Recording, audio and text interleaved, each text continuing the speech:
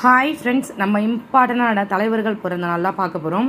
நிறைய கொஷின் நம்ம விழுந்து விழுந்து பயங்கரமாக படிப்போம். ஆனால் சிம்பிளான கொஷினாக தான் இருக்கும். அது ஒன் வேர்டில் வந்து கேட்டு விட்டுருவாங்க, நம்மளுக்கு அது தெரியாமல் போயிடும். ஸோ இந்த ஒரு மாதிரி லிங்க் பண்ணி வச்சு படிக்கிறதுக்காக தலைவர்கள் பிறந்த வருடங்கள் உங்களுக்கு ஒன்றா சொல்லி கொடுக்குறாங்க. 1859 இரட்டைமலை சீனிவாசன், 59 வந்து இரட்டைமலை சீனிவாசன் வந்து பிறந்திருப்பார். இவர் யாருன்றது கண்டிப்பாக உங்களுக்கு தெரிஞ்சிருக்கும் இல்லைங்களா? இரட்டைமலை சீனி ராவ் பகதூர், ராவ் சாஸ்திரி, இது மாதிரி நிறைய பட்டங்களை அவர் கொடுத்துருப்பாங்க. பறையர் மகாஜன சபதியை வந்து ஸ்டார்ட் பண்ணியிருப்பார் இல்லைங்களா?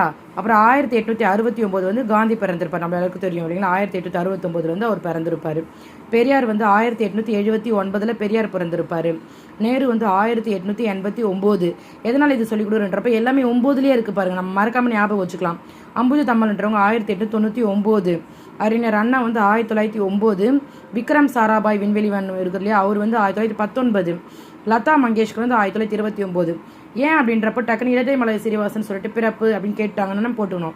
இரட்டைமலை சீனிவாசன் அப்படின்றப்போ 1859 ஃபர்ஸ்ட் அவர் ஞாபகம் வச்சுக்கோம். ரெண்டாவது காந்தி மறக்க மாட்டோம்.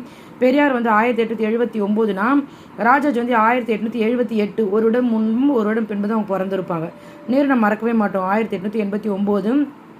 இது வந்து ஒரு நம்மளுக்கு வந்து ஐஎன்சி ஸ்டார்ட் பண்ணியிருப்பாங்க, அதில் அந்த இயர்ஸ் வந்து ஞாபகம் வச்சுக்கோங்க.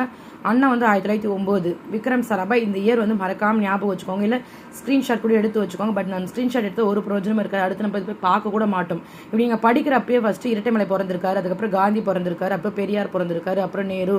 அவங்க ஏஜ் வந்து கேல்குலேஷன் வச்சு அப்படியே ஞாபகம் வச்சு ரொம்ப ரொம்ப சிம்பிளாக இருக்கும் உங்களுக்கு, சரிங்களா? ஸோ நம்ம படிக்கிற கொஷின் எல்லாமே ரொம்ப ரொம்ப சிம்பிளாக தான் இருக்கும். பட் அது நம்ம டிஎம்பிசியில் போயிட்டு நீங்கள் 200 கொஷின் பார்க்குறப்ப அந்த 200 கொஷின் கண்டிப்பாக எங்கேயாவது ஒரு இடத்துல பார்த்துருப்பீங்க.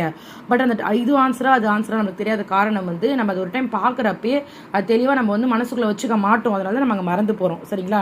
இதில் வந்து நம்ம காந்தி பிறந்தநாள் கிளியராக தெரிஞ்சிருக்கும், பெரியார் தெரிஞ்சிருக்கும், நேரு தெரிஞ்சிருக்கும், இந்த அம்புஜம்மாள் அண்ணாவும் தெரிஞ்சிருக்கும். தெரியாத ஒரு சில பேர் இருப்பாங்க, அதை அப்படியே டக்குன்னு ஒரு நோட் எடுத்து எழுதி வச்சுக்கிட்டு நீங்கள் அடிக்கடி பார்த்தீங்கன்னா ஒரு 2-3 டைம் பார்த்தீங்கன்னா நல்ல தரவாயிடும் உங்களுக்கு, சரிங்களா?